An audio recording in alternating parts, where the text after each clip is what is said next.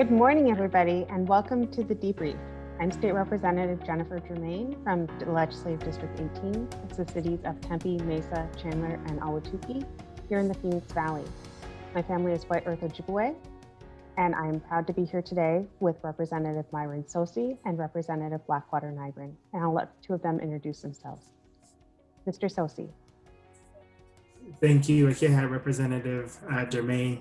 Yate, Shikado Shidina, She Yama, Dish in the Snow here on it, Dashin, here on it, Dashado, to have clean Dashanella, Chindido Nasha, host of Hazogi, a year, wanted a Arjun Shinan. Welcome everyone to today's debrief, and thank you for joining us. Representative Blackwater-Nygren. Yeah, it's a bene o honotsko. That's a she Jasmine Blackwater-Nygren Yinishya. She hashklishni nishla. Ashihan bushishchin. No da adana etkachini dashiche do, but atni dashanella. She le tsetlichi da as Canada nasha. Auto bitlina ish inigi a buben Nygren wilya. Auto a deho one not ani nishla. Koto a dina asana nishla. So good morning, everybody. My name is Jasmine Blackwater-Nygren. I represent Legislative District 7 in Northern Arizona.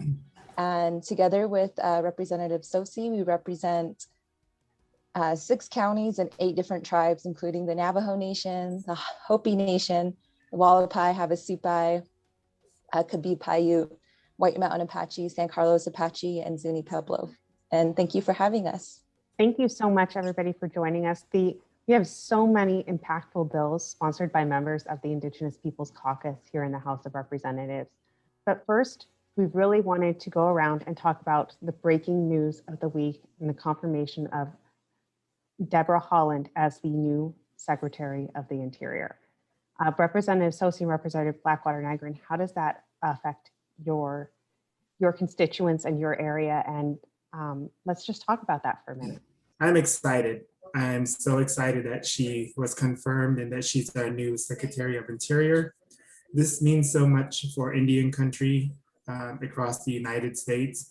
In our area, District 7, we're able now to bring the uranium issues, the uranium questions that we've been having for so long.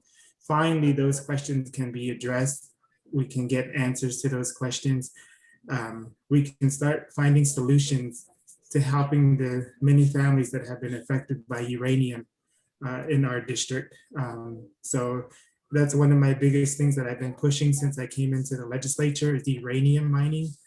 And as we all know, they're wanting to have start uranium mining in the Grand Canyon. And so with her as our Secretary of Interior, that's just one more step forward in preventing any type of mining happening in the Grand Canyon or an additional sacred sites, such as in Oak Flat near San Carlos Apache. That's another one that I've been working on as well. So I'm excited and I'm looking forward to working with her. I'd have to echo what Representative Tsosie said. I think just the impact that she's going to have on Indian country is going to be huge, historic and meaningful.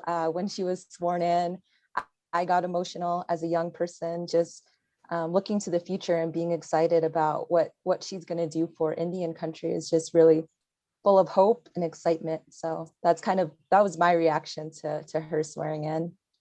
Yeah, and I concur. You know, the first Indigenous person cabinet position is the one who oversees the Department of the Interior and the Bureau of Indian Affairs. As a family that was deeply affected by the Indian Relocation Act of 1956, this means a huge amount to all of our communities, and really making sure that Indigenous issues are elevated to the top. We don't have to start by explaining to somebody who has not lived this life. So thank you so much for all of your comments. We are so excited for Secretary of the Interior, Deb Haaland. And now I'm going to kick it over to Representative Tsosie to talk a little bit about the bills that he is working on this session. So there are a number of bills that I had introduced this legislative session, but there are three that I would like to highlight. The first one being HB 2516, which would appropriate $3 million to Navajo Technical University to construct an environmental lab on their site in Chinle. What this would have done, and we've been advocating for this environmental lab since Eric Deschidi was in office. Navajo Technical University has seen an increase in enrollment in students enrolling into the environmental science program, where they have their bachelor's program. You don't find an environmental lab in the northern portion of Arizona.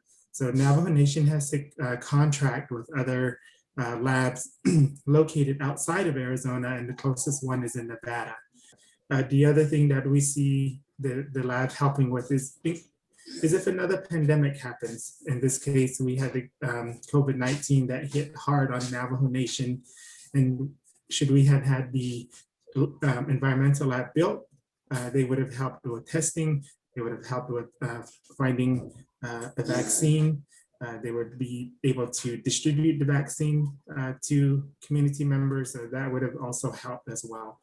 The next one that I have is actually a Teller bill, HB 2703, fund the Upstart program, which is a nonprofit Waterford Institute that utilizes home-based education technology approach. And as you all know, I'm a former educator. I'm currently a school board member, which in the Unified School District. So education is my expertise, and I feel that preschool, Head Start is key to bridging that gap. And I've seen it firsthand. And so Upstart came to the Navajo Nation last summer, working with Teller and I last spring. They were able to service 192 students on the Navajo Nation, working with Navajo Nation Upstart. That pre-K bill that you're working on is going to do great things to close the digital divide that is occurring in our rural tribal areas. So congratulations, and we look forward to seeing that. Representative Blackwater-Nygren, do you want to talk about a couple bills you're working on?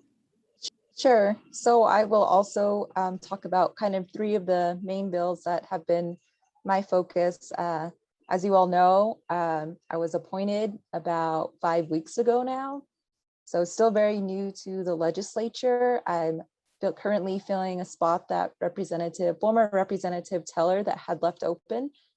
So that's kind of where I jumped in, fulfilling his role in the legislature. And so he left some pretty big shoes to fill, which is a good thing for our communities. And so he set the standard pretty high. And so I'm just really excited to be here and to be able to work on some of the things that he had been working on, along with Representative Tsosie and Senator Peshlakai, who also represents our area. And so the first bill that was actually voted on in the House on my first day in the legislature was what we're calling the Regalia Bill. So this bill would allow Native students in the state of Arizona to wear their traditional regalia to their high school graduations. And so Teller introduced this bill, Representative Tsosie kind of carried this bill through the House, and then I presented this bill in Senate Education a few weeks ago, and I believe it's on a consent calendar in the Senate now, so it should be passing through the Senate here fairly soon. Very excited about it. Large implications for all Native students in the state, including, students in the Valley, students in the more rural areas. And so just very excited to be a part of this. I myself wore regalia to my high school undergraduate, and I dressed up on the day of my law school graduation. Unfortunately, we didn't have an in-person graduation because of COVID, but I was all ready to go.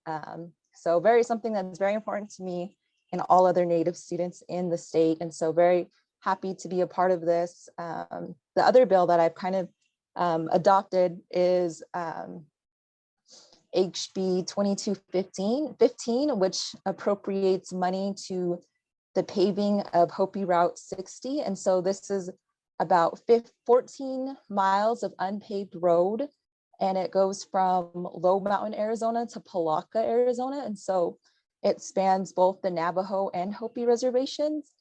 And the last bill I kind of wanted to touch on isn't a teller bill, but directly relates to the Navajo Nation. And that's a bill introduced by Senator Peshlikai. And this bill would create a holiday in Arizona that would recognize the Navajo Code Talkers. And so it would be the National Navajo Code Talkers Day here in Arizona. And so this holiday already exists at the federal level. And so this bill passed the House yesterday, and it passed unanimously, which was very exciting. I had stood up and I had made a speech just recognizing all of the wartime efforts that the Navajo Code Talkers had done for this country in World War II. And my grandfather, one of my grandfathers was actually a code talker in World War II, and he was present in the battlefield at Iwo Jima and was present for the rising of the flag at that point. And so that was a pretty significant legislation for me and my family, not to mention all of the other code talkers who are still alive. And so I think it's very important more than ever to recognize their efforts while we still have a few of them left here in Arizona. And so those are kind of the three legislations that have kind of been my highlight as a new legislature, as someone recently appointed, and very awesome that it's kept me so busy up until this point. Thank you so much, Representative Blackwater-Nygren. And we know our Indigenous veterans, and especially our code talkers, and you and I had a conversation the other day about how my grandfather was part of the air support for the battle at Iwo Jima. So knowing how critical our Indigenous veterans played in winning that war, and being sure that we honor them and recognize them and highlight all of their bravery and tenacity fighting for this country and fighting for good. And to that point, Representative Jermaine, I think we continue to see Native people enlist in the military at a much higher rate than any other group in the country. And I think that just kind of speaks to the proudness and kind of the ongoing heritage that our Native people have in the military. And so, for example, my younger brother just enlisted in the Air Force 2 years ago. And so he's kind of continuing that tradition of service and serving our country. And so I think it's very important to remember that, especially in our Native communities. Yeah, thank you so much. And Jermaine, to add on to that, as you know, a couple of years ago, I did bring my grandmother, Sergeant Sophie B. Yazzie, to the House. And she unfortunately passed away last year at 105. She's the oldest living woman from World War II veteran, and I had introduced her to the House a couple of years ago. So I also have, I come from a family of veterans. My uncle on my mom's side is also a veteran. Thank you so much, Mr. Tsosie and Ms. Blackwater-Nygren. And I know that especially when it comes to the crisis of missing and murdered Indigenous people, our infrastructure needs are critical, because we know after 18 months of studying this issue that a lot of it is because of crime of opportunity, because people don't have the ability to call 911 and to report a crime right away, because it takes an extended amount of time for law enforcement or for emergency medical technicians to arrive on scene, especially in our rural areas. And all of that is compounded by the lack of structural infrastructure in those areas and the lack of broadband and cell phone service. So we're really excited to see the continued rollout of FirstNet, and that ADOA is continuing to work with AT&T for that rollout up in our tribal communities. And we're really excited to see the money coming from the federal government for infrastructure and broadband services within our rural tribal communities, and the focus that Secretary Haaland is going to bring to those areas as well, having grown up in one of those rural tribal communities and knowing the issues firsthand. And we are really excited that the extension of our Missing and Murdered Indigenous Persons Study Committee is moving through the Senate right now. Another bill we have moving through the Senate is House Bill 2098, which focuses on reporting of missing children. One of the big gaps that we found in our study committee was that our tribes don't have access to the Arizona criminal database. So we wanted to make sure that every missing child gets reported up to the federal databases where our tribes can access them and where other states can access them, and even our task forces that work in Mexico. We want to make sure that every child has their data in those databases so that every law enforcement agency and every social service agency that is working on rescuing and recovering missing children has access to that information and can help. When we all work together, we can solve this problem of missing and murdered Indigenous people. Another bill that, that I'm working on, and I'm really happy to report that it has passed both the Senate and the House and is on its way to Governor Ducey's desk, is the expansion of the Arizona Health Education Centers. And that will allow our University of Arizona Medical School to support workforce development for Indian health services and for Native health here in the Phoenix Valley. One last bill that I'm still working on is House Bill 2384, and that is the expansion of the Arizona Police Standards Training Board to include somebody from an Indigenous community. We know that when we diversify boards, we bring in alternative and different perspectives. It allows our law enforcement agencies to see problems from different levels. So we're really excited for that bill to go through, and extend our gratitude to Mr. Blackman for amending his bill to allow for an Indigenous person to sit on that board. And I think to that point of the missing and murdered Indigenous people of Arizona, it's important to also remember just the jurisdictional maze that our tribes have to go through when there's a missing child or missing relative. And not just speaking from a Navajo perspective, but from a more intertribal perspective. I know different tribes have different law enforcement agencies. Sometimes there's BIAs involved. Sometimes the tribe has their own 638 contract to do their own law enforcement. And so it just becomes a jurisdictional maze when it comes to solving some of these issues. And that's been really interesting to me as someone who graduated from law school last year, because that's something that we always talked about in federal Indian law, was just how jurisdictional issues always complicate almost everything in Indian country. And so that's also something that I'm seeing here as a legislator, is there's a lot of confusion about, what the state can and can't do in Indian country, what they can and can't fund on tribal lands. So I just wanted to add that much to that point. Yeah, thank you so much. And to kind of double down on that point, we see these issues in places like Tuba City, where one side of the street is the Navajo Nation, one side of the street is the Hopi Nation, and within those are pockets of County Island. Mm-hmm. So you have just a confluence of jurisdictional maze coming together in one 3 square mile section of Arizona, where depending on, you could have your arm in Hopi and your leg in Navajo and your head is in the County Island. Yes. Yeah, and so you have the tribal Navajo police, the BIA, maybe the feds are involved, the state's involved, the county's involved. Just very unnecessary, especially for families who might be going through missing a relative in this area, and maybe not knowing whether they're on Navajo or Hopi or state land complicates the issue even further. Yeah, and I think that further underscores our need to beef up victim services and victim advocates to make sure that we have skilled people who can help families navigate all of these systems, and making sure that we have a task force around this topic to kind of coordinate and coalesce everybody into working together. And I'm super excited that we now have the Bureau of Indian Affairs Crime Lab located at the Gila River Indian Reservation. So we no longer have to send things out of state. Everything can be processed right here in Arizona. And we are working together with the federal government to make sure that we are smoothing out those lines and building those task forces.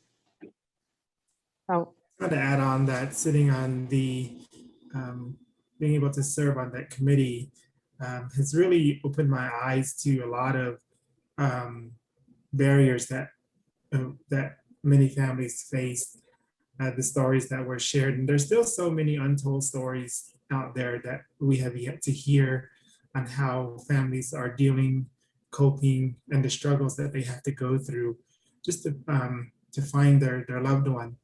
And so every day I see it on social media that another person has gone missing. This person has gone missing, not only here, not only on Navajo, but across Indian country. And so, I mean, you see it every single day. And my heart goes out to those families. I continue to pray for them that they'll find.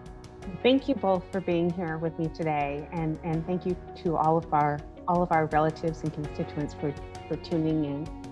We are the House Indigenous Peoples Caucus for the state legislature. And thank you for joining us on the debrief.